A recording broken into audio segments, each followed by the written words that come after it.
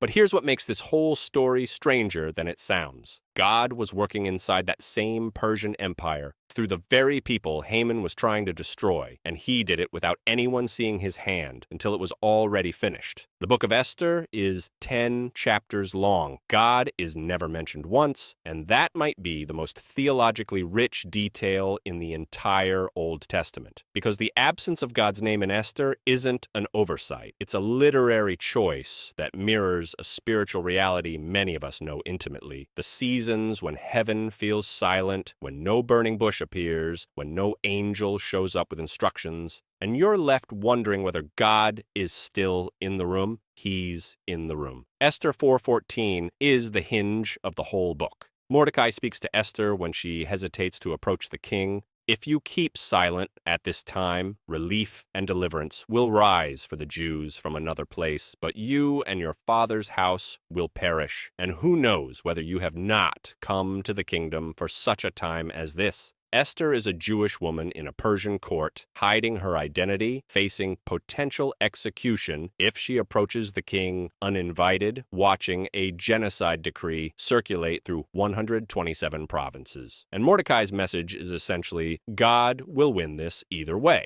The question is whether you'll be part of how he does it. That's not a prosperity promise. That's a call to costly obedience. Esther fasts for 3 days. She gathers her people. She walks into that throne room not knowing if she'll walk out, and the king extends his scepter, and everything turns. What looked like the final chapter of Israel inside Persia became the story of Purim, still celebrated by Jewish people today. The empire's best weapon, a written decree sealed with the king's ring, was overcome not by military power, but by one woman's courage and God's invisible coordination of 1,000 ordinary moments. That's how God tends to work.